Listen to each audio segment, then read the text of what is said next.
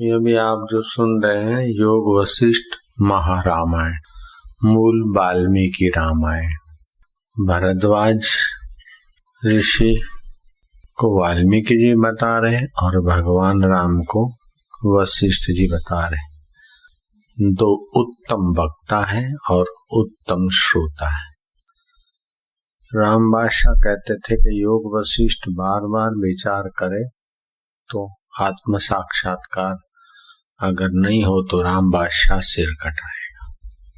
इससे ऊंचे सदग्रंथ में सामान्य व्यक्ति की गति नहीं होती। तो सामान्य व्यक्ति को उचित है कि वो तीर्थ करे, यज्ञ करे, दान करे, पुण्य करे, उपवास करे, ताकि उसके पुण्य बढ़ जाए। तब इस ग्रंथ के सुनने में उसका अधिकार बनेगा तो रुचि होगी। अगर अधिकार नहीं है, पुण्याई नहीं है, तो ये शास्त्र सुनने में उसको अच्छा रस नहीं आएगा। ये इतना ऊंचा है, जैसे केजी पढ़ा हो, मिडिल हाई स्कूल हो गया हो तो कॉलेज में उसको चौंच खुपेगी। हाई स्कूल पास कर दिया हो तो कॉलेज के विषय में गति हो। ये आध्यात्मिकता का कॉलेज है, कोई साधारण नहीं। तो यहाँ वशिष्ठ जी कहते कि राम जी, वाल्मीकि जी कहेंगे भरद्वाज जी कि मनुष्य को पुरुषार्थ करना चाहिए। पूर्व का कैसा भी कर्म हो, कैसा भी प्रारब्ध हो, अभी उसे पुरुषार्थ करके अपना भविष्य उज्जवल करना चाहिए। ओम श्री सद्गुरु परमात्मने नमः। श्री वशिष्ठ जी बोले, हे राजन, जागृत, स्वप्न और सुषुप्ति से रहित जो आत्मपद है, उसको जब प्राप्त होगा तब जानेगा कि मैं मुक्त हूं। तेरा स्वरूप तो केवल आत्मरूप है, उस पद में स्थित हो। वह जन्मा, नित्य, चैतन्य मात्र और सबका अपना रूप है। उसी के प्रमाद से दुख होता है। जैसे बालक मृत्तिका के खिलौने बनाते हैं और हाथी, घोड़ा आदि उनके नाम कल्पित कर अभिमान करते हैं कि ये मेरे हैं, और उनका नाश होने से दुखी होते हैं, वैसे ही बालक रूप अज्ञानी स्वरूप के प्रमाद से अभिमान करता है कि ये मेरे हैं और मैं इनका हूं, और उनका नाश होने से दुखी होता है। यह नहीं जानता कि सत का नाश नहीं होता। असत का नाश होने से सत का नाश मान बैठता है। जैसे घट का नाश होने से घटाकाश का नाश मानिए, वैसे ही मूर्खता से दुख पाता है। हे राजन, तू अपनी आत्मा जान। आत्माधिक संज्ञा की शास्त्रों ने उपदेश के लिए कल्पित कल्पना की है। नहीं तो आत्मा अनिर्वचनीय पद है, उसमें वाणी की गति नहीं, पर इन्हीं से जाना जाता है, क्योंकि मन और वाणी से भी आत्मसत्ता है। उसी से आत्माधिक संज्ञा सिद्ध होती है। जैसे जितने स्वप्न के पदार्थ है उनमें अनुभव सत्ता है, उससे वे पदार्थ सिद्ध होते हैं, वैसे जितनी कुछ अर्थ संज्ञाएं है वे सब आत्मा से सिद्ध होती है। ऐसा जो तेरा स्वरूप है उसमें स्थित हो, जिससे जरा, मृत्यु आदि दुख तेरे नष्ट हो जाए। हे राजन, जैसे कुसवारी कीड़ा आप ही गुफा बनाकर और आप ही उसको बंद कर फंसता है, वैसे ही जीव अपने संकल्प से आप ही दुख पाता है। पर जब संकल्प को अंतर्मुख करता है तब मुक्त होता है और अपने को मुक्त ही मानता है। जैसे हे राजन, संकल्प को त्याग कर आत्मा की भावना कर, जिसमें तू सुखी हो। श्री वशिष्ठ जी बोले, हे रामचंद्र जी, जब राजा विपश्चित समुद्र के पार जा पहुंचा, तब उसके साथ जो मंत्री पहुंचे थे उन्होंने राजा को सब स्थान दिखाए जो बड़े गंभीर थे। बड़े गंभीर समुद्र जो पृथ्वी को चहुपेर घेरे थे वे भी दिखाए, और बड़े बड़े तमाल वृक्ष, बावलिया, पर्वतों के कंदरा, तालाब और नाना प्रकार के स्थान दिखाए। ऐसे स्थान राजा को मंत्री ने दिखाकर कहा, हे राजन, 3 पदार्थ बड़े अनर्थ और परम सार के कारण है। एक तो लक्ष्मी, दूसरा आरोग्य और तीसरा यौवन अवस्था। जो पापी जीव है वे लक्ष्मी को पाप में लगाते हैं, देह के आरोग्य से विषयों का सेवन करते हैं और यौवन अवस्था में भी सुकृत नहीं करते, पाप ही करते हैं। और जो पुण्यवान हैं वे इन्हें मोक्ष में लगाते हैं, अर्थात लक्ष्मी से यज्ञ आदि शुभ कर्म और आरोग्य से परमार्थ साधते हैं और यौवन अवस्था में भी शुभ कर्म करते हैं, पाप नहीं करते।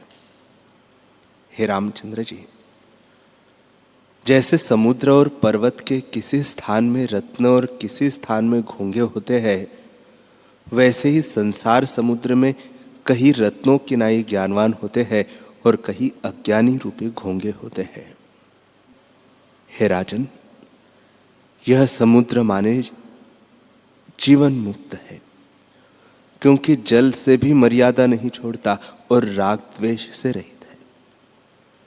किसी स्थान में दैत्य रहते हैं, कहीं पंखों से युक्त पर्वत, कहीं बड़वाग्नि और कहीं रत्न है, परंतु समुद्र को न किसी स्थान में राग है न द्वेष। जैसे ज्ञानवान को किसी में राग द्वेष नहीं होता, परंतु सब में ज्ञानवान कोई बिरला ही होता है। जैसे जिस सीपी और बांस से मोती निकलते हैं वे विरले ही होते हैं, वैसे ही तत्वदर्शी ज्ञानवान कोई बिरला होता है। हे रामचंद्र जी, यहाँ की संपूर्ण रचना देखो कि कैसे पर्वत है, जिनके किसी स्थान में पक्षी रहते हैं, किसी स्थान में विद्याधर रहते हैं, कहीं देवियां विलास करती है, कहीं योगी रहते हैं, कहीं ऋषीश्वर मुनीश्वर, कहीं ब्रह्मचारी वैराग्य आदि पुरुष रहते हैं। यह द्वीप है और 7 समुद्र है, जिनके बड़े तरंग उछलते हैं, और पर्वत का कौतुक आकाश, चंद्रमा, सूर्य, तारे, ऋषि मुनि आदि देखो, और देखो कि सबको आकाश स्थान दे रहा है।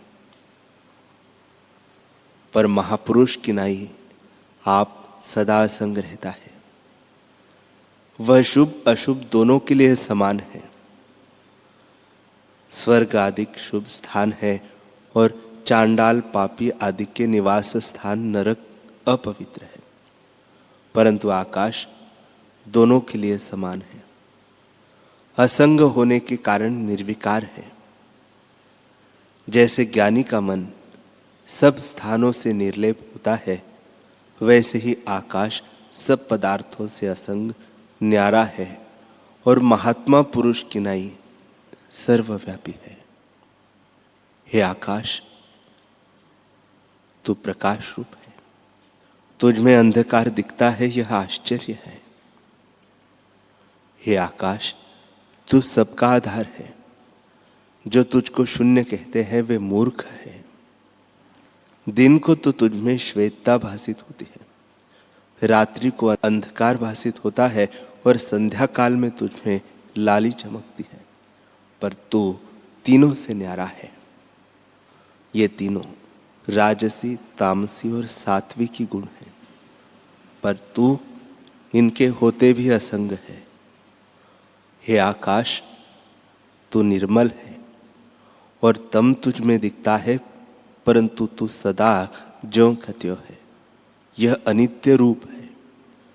चंद्रमा तुझ में शीतलता करता है, सूर्य दाहक है, तीर्थ आदि पवित्र स्थान है और पाप में अपवित्र स्थान है, परंतु तू सब में एक समान ज्यों का त्यों रहता है।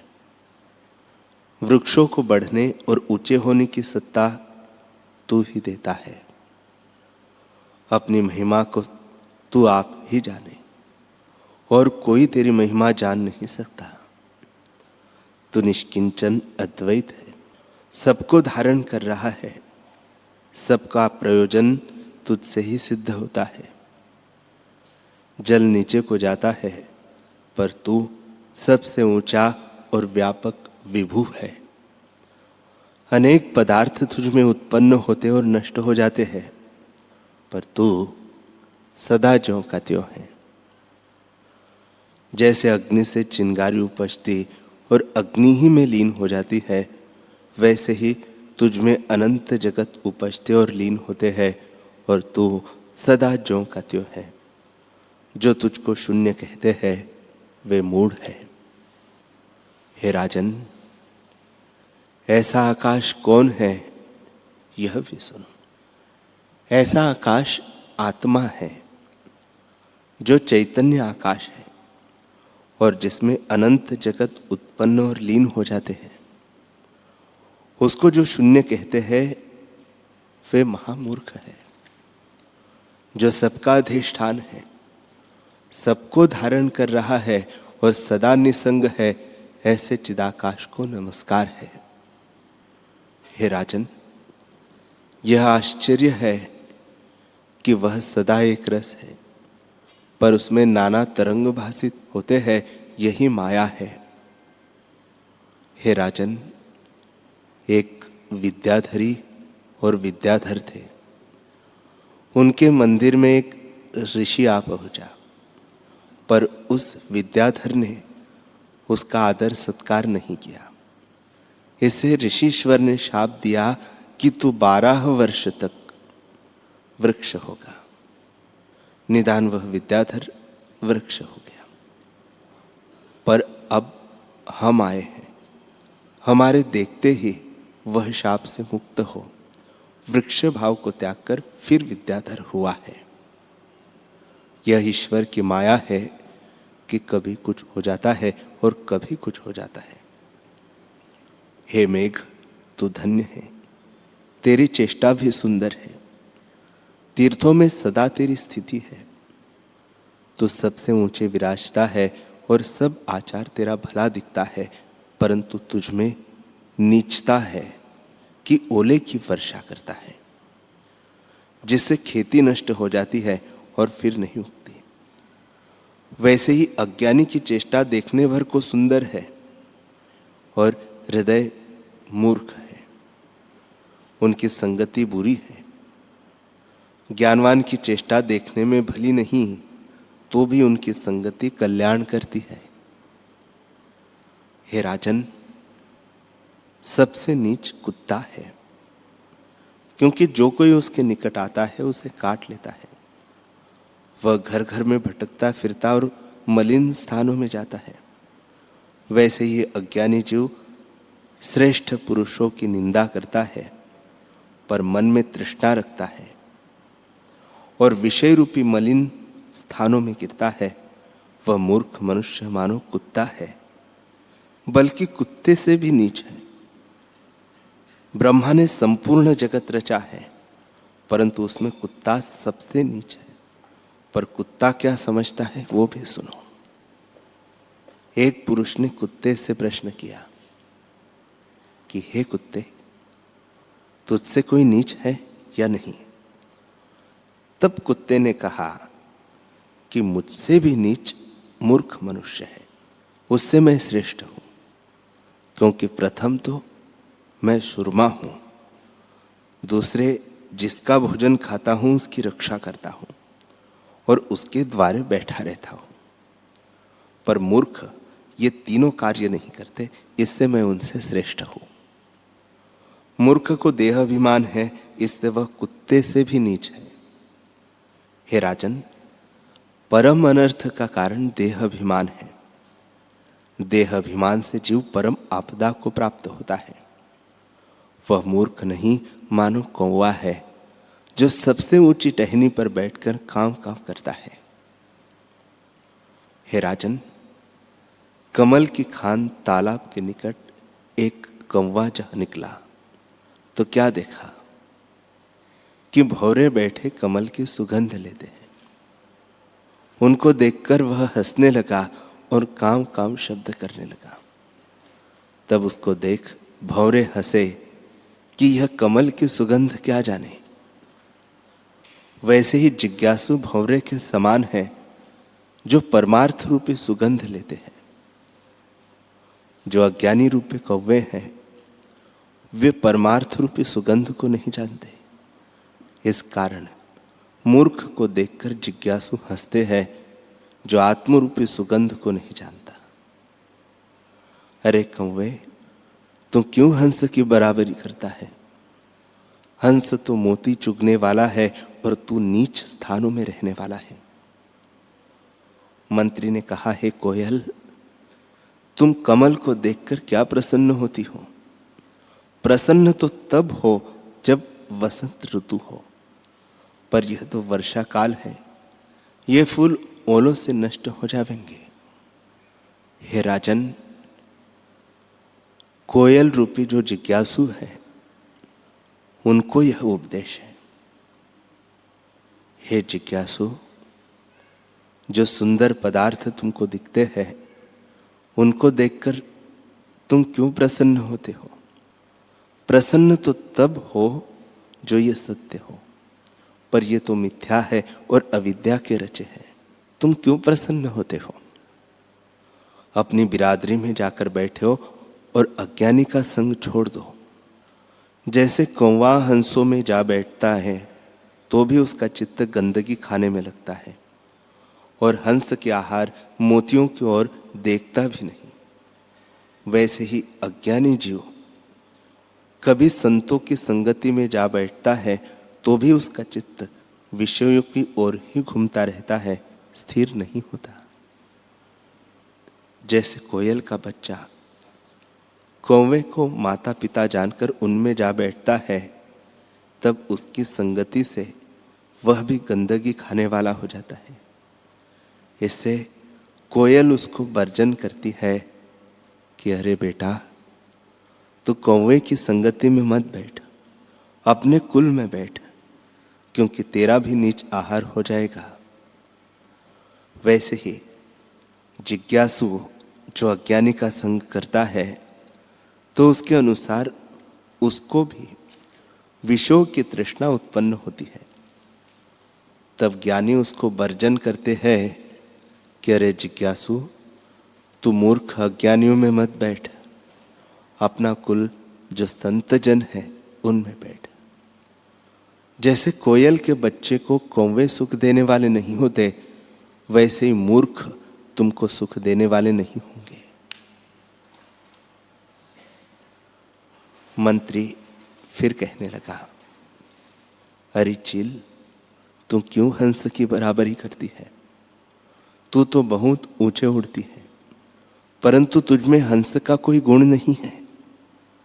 जब तू मांस को पृथ्वी पर देखती है तब वहां गिर पड़ती है, पर हंस नहीं गिरते। वैसे ही जो मूर्ख है वे संतों की तरह ऊंचे कम काम भी करते हैं, परंतु विषयों को देखकर गिरते हैं, पर संत नहीं गिरते।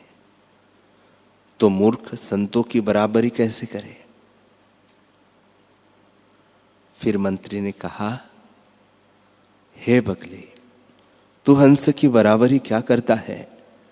अपने पाखंड को छिपाकर तू अपने को हंस की नाई उज्जवल दिखाता है, पर जब मछली निकलती है तब तू खा लेता है। यही तुझ में अवगुण है। हंस मानस सरोवर के मोती चुगने वाला है और तू गड्ढे में से तृष्णा करके मछली खाने वाला है। तू क्यों अपने को हंस मानता है? वैसे ही अज्ञानी जीव विषयों की तृष्णा करते हैं और ज्ञानवान विवेक से तृप्त है। उनकी बराबरी अज्ञानी क्यों करते हैं? हे राजन,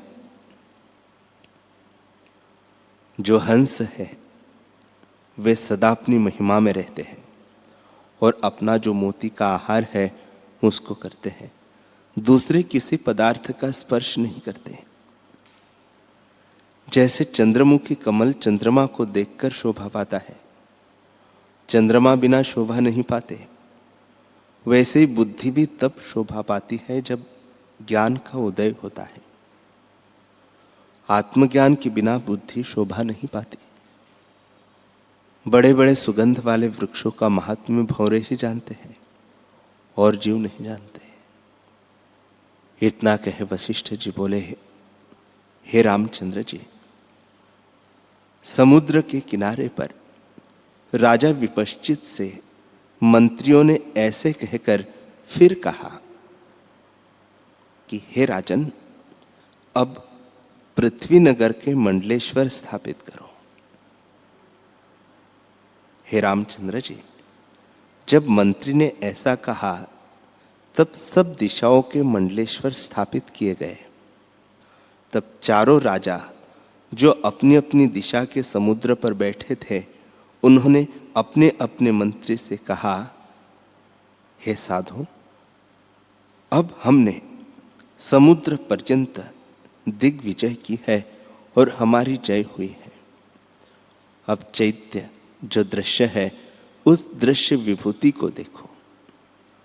समुद्र के पार द्वीप है, फिर उस समुद्र के पार और द्वीप है, फिर समुद्र है और फिर द्वीप है। इसी प्रकार 7 द्वीप और 7 समुद्र हैं, पर उनके आगे क्या है? इस प्रकार सब दृश्य देखने की इच्छा करके उन्होंने अग्नि देवता का आवाहन किया। उनकी दृढ़ भावना से अग्नि देवता सम्मुख आकर स्थित हुए और बोले, हे राजन, जो कुछ तुमको कामना हो सो मांगो।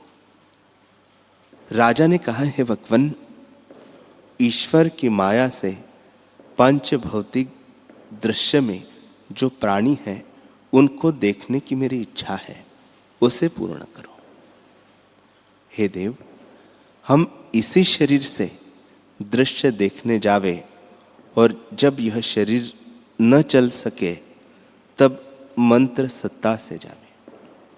पर जहां मंत्र की भी गति नहीं, वह सिद्धि से जावे, और जहां सिद्धि की भी गति नहीं, वहां मन के वेग से जावे और मृतक भी न हो, यह वर हमको दो। हे राजन, जब इस प्रकार राजा ने कहा, तब अग्नि ने कहा कि ऐसा ही होगा। यो कहकर अग्नि अंतर्धान हो गए। जैसे समुद्र से तरंग उठकर फिर लय हो जाती है, वैसे ही अग्नि अंतर्धान हो गए। जब राजा विपश्चित वर पाकर चलने को उद्यत हुआ, तब जितने मंत्री और मित्र थे वे रोने लगे और बोले, हे राजन, तुमने यह क्या निश्चय किया है? ईश्वर की माया का अंत किसी ने नहीं पाया। इससे तुम अपने स्थान को चलो। यह क्या तुमने निश्चय किया है? हे रामचंद्र जी, इस प्रकार मंत्री कहते रहे, परंतु राजा ने उनको आज्ञा देकर एक दिशा के समुद्र में प्रवेश कर लिया। यो चारों दिशाओं में चारों राजाओं ने गमन किया। तब जो बड़े बड़े शक्तिशाली मंत्री थे, वे साथ ही चले। तब राजा मंत्र शक्ति से समुद्र को लांघ गया। कहीं पृथ्वी पर चला और कहीं ऊंचे चला। इसी प्रकार और द्वीप में जा निकला। तब बड़ा समुद्र आया, उसमें प्रवेश कर गया। उसमें बड़े तरंग उछलते थे। उसका 100 योजन विस्तार था। कभी नीचे और कभी ऊपर को जाते थे। हे राम, ऐसे तरंग उछलते मानो पर्वत उछलते हो। जब वे ऊपर को उछलते तब स्वर्ग तक उछलने लगते, और जब नीचे जाते तब पाताल पर्यंत चले जान पड़ते। जैसे पानी में तृण फिरता है, वैसे ही राजा फिरे। इस प्रकार कष्ट से रहित राजा समुद्र और दिशा को लांघ गया। परंतु बीच में जो वृत्तांत हुआ, सो तुम सुनो। क्षीर समुद्र में एक मत्स्य रहता था। उसको सब देवता प्रणाम करते थे और जो विष्णु भगवान के मत्स्य अवतार के परिवार में था। जब राजा ने क्षीर समुद्र में प्रवेश किया तब राजा को उसने मुख में डाल लिया, पर राजा मंत्र के बल से उसके मुख से निकल गया। आगे फिर एक मत्स्य मिला, उसने भी उसे मुख में डाल लिया, पर उससे भी वह निकल गया। फिर आगे पिशाचों का देश था। वह राजा को पिशाच ने काम से मोहित किया। फिर उसने दक्ष प्रजापति की कुछ अवज्ञा की, जिससे उन्होंने शाप दिया और राजा वृक्ष हो गया। निदान कुछ काल वृक्ष रहकर फिर छूटा तो एक देश में मेंढक हुआ और 100 वर्षों तक खाई में पड़ा रहा। फिर उससे छूटकर मनुष्य हुआ। तब किसी सिद्ध के शाप से शिला हो गया और 100 वर्ष तक शिला ही रहा।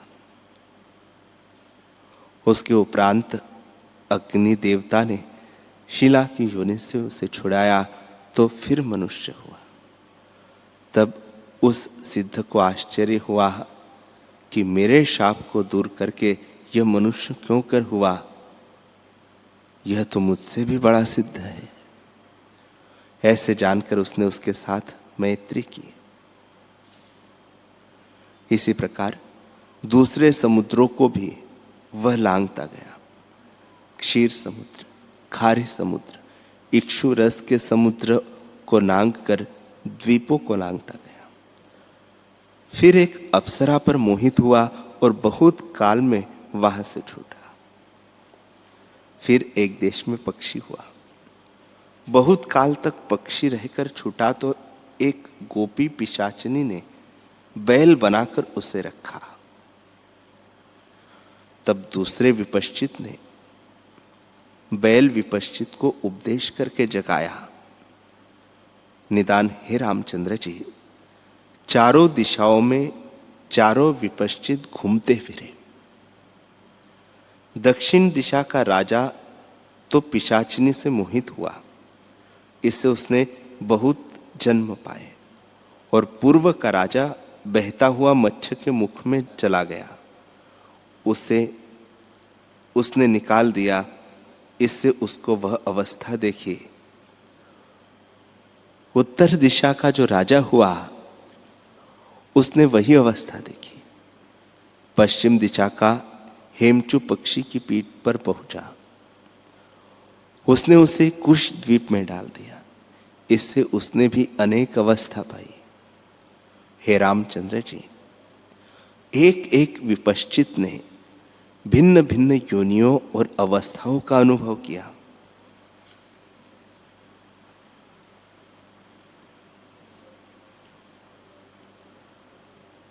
हरि ओम।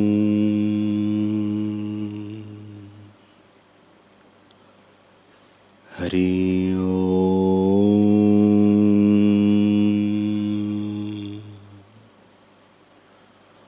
ओम सहना भवतु सहनौ भुनक्तु सह वीर्यं करवावहै तेजस्विनावधीतमस्तु मा विद्विषावहै। ओम शांति शांति शांति। श्री सद्गुरुदेव भगवान की जय।